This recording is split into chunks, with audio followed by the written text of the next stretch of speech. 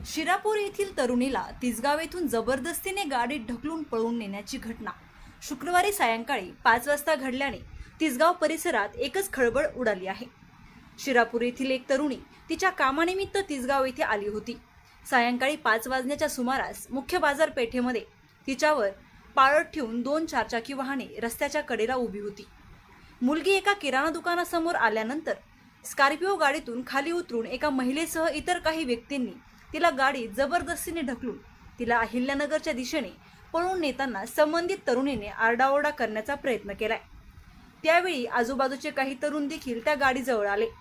त्यावेळी मुलीला जबरदस्तीने गाडीत बसवणाऱ्या महिलेने उपस्थित लोकांना तिला ती मेंटल असल्याचे सांगत उपस्थितांची दिशाभूल केली। स्कॉर्पिओ गाडी मुलीला पळवून नेताना पाठीमागे देखील एक शिफ्ट कार त्याच्या मदतीला होती। मुलीला पळवून नेल्याची घटना घडल्यानंतर काही वेळातच शिरापूर येथून संबंधित मुलीचे आईवडील देखील घटनास्थळी दाखल झाले।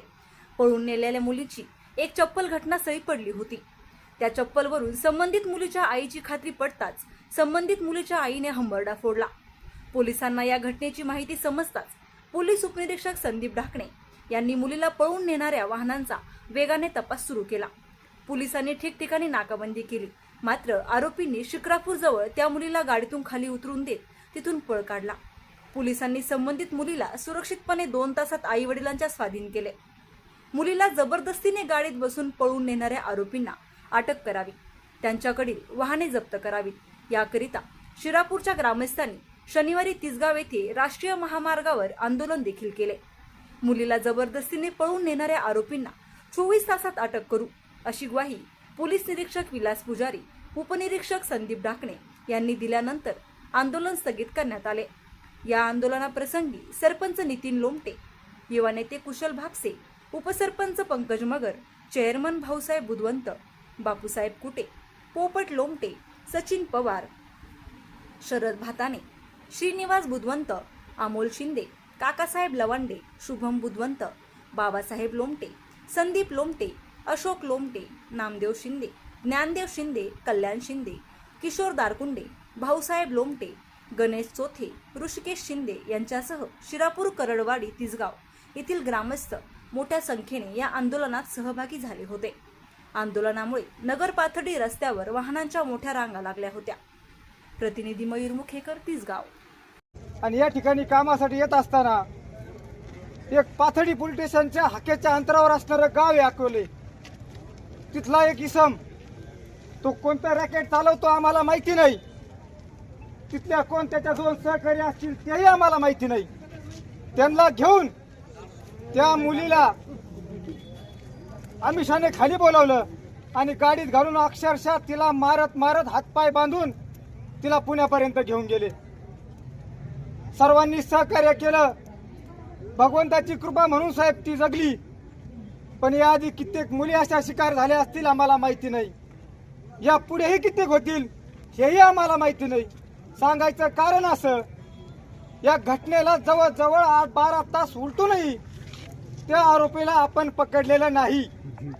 त्या आरोपीचं नाव आपल्याला माहिती आहे, त्या आरोपीचं गाव आपल्याला माहिती आहे, तो आरोपी राहतो काय, करतो काय, सगळं पूर्ण गाव त्याच्याविषयी माहिती सांगतं। मग नेमकी प्रशासन गप्प काय आहे हे याचंही मला उत्तर या ठिकाणी पाहिजे। साहेब, या ठिकाणी मी एक गावचा पदाधिकारी म्हणून नाही, गावचा नागरिक म्हणून नाही, एक मुलीचा भाऊ म्हणून नाही, तर एक पंचक्रोशीतील नागरिक म्हणून आज तुम्हीही साहेब वरती मधले साहेब आहात। प्रशासन तुम्ही मायबाप आमच्याकडे, आमची जबाबदारी साहेब तुमच्यावरती आहे, पण या वरतीला या प्रशासनाला कुठेतरी आपल्या नोकरीला बाजूला ठेवून एक माणूस, एक वडील म्हणून आमच्याकडे बघा, आमच्या तळमळीकडे बघा। ही सभा कोणती राजकीय सभा नाही, कुठल्याही पक्षाचा कार्यक्रम नाही। हे आमच्या आया बहिणी जर सुरक्षित नसतील, इथं जर तिसगावचा जर UP बिहार होत असेल, तर प्रशासन म्हणून आपण काय करत आहात? माझे हात जोडून आपल्याला विनंती आहे, माझं चुकलं असेल तर तुमच्या पायातली काढून माझ्या कानसाळीत मारा, पण ही तळमळ माझी नाही, ही तळमळ त्या कुटुंबातील प्रत्येक भावाची आहे, ही तळमळ त्या गावातील प्रत्येक तरुणाची आहे, ही तळमळ त्या मुलीच्या वडिलांची आहे। 12 तास उलटून गेले साहेब, मुलीच्या आईला अजूनही बेशुद्ध शुद्धीवर आल्या नाहीत। आम्ही फोन करतोय, आम्हाला सांगितलं जातं आम्ही पंचनामाला येऊ, तुम्ही फोन या तिथं, अहो आमची कोंबडी शेळी चोरीला गेलेली नाही. तिचा जर जीव गेला असता आणि तिच्या जीवाची किंमत जर काडी एवढी जर नसेल तर साहेब आम्ही कोणत्या महाराष्ट्रात, कोणत्या राज्यात आणि कोणत्या प्रशासनात वावरत आहोत?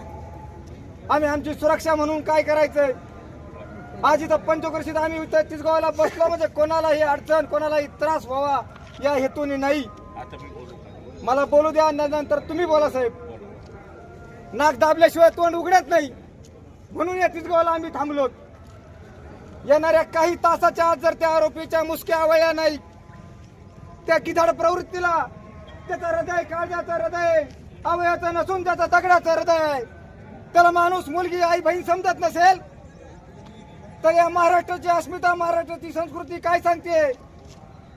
अहो शेतकऱ्याच्या गवताच्या गाडीला हात लावला तर त्याची डोळे काढायची ताकद या ठिकाणी या संस्कृतीने घडवली. कोणाच्या आईबाईला हात लावला तर त्याला खंडन करायचं, त्याचा चौरंग करायचं, ही आपली संस्कृती आहे.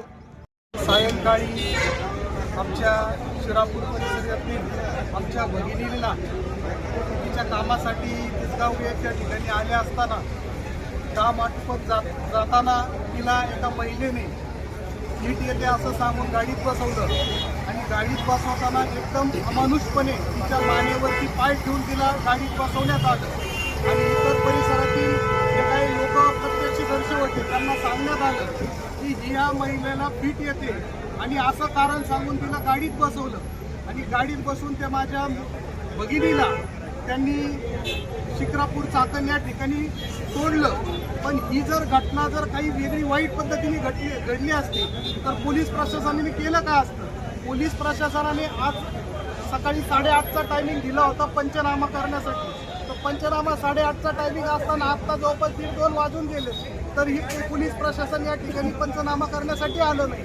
मग पोलीस प्रशासन पंचनामाला करायला आलं नसल्या कारणानं माझ्या सर्व तरुण मित्रांनी, आज फक्त तरुण मित्र या ठिकाणी रस्त्यावर उतरले, पण 24 तासाच्या आत जर या घटनेचा खडा लागला नाही आणि गुन्हेगारांच्या जर मुसक्या आवळल्या गेल्या नाही तर सर्व माता भगिनी आम्ही रस्त्यावर उतरणार, आत्मदहन करणार आहोत. या ठिकाणी आम्ही ठामपणे सांगतो.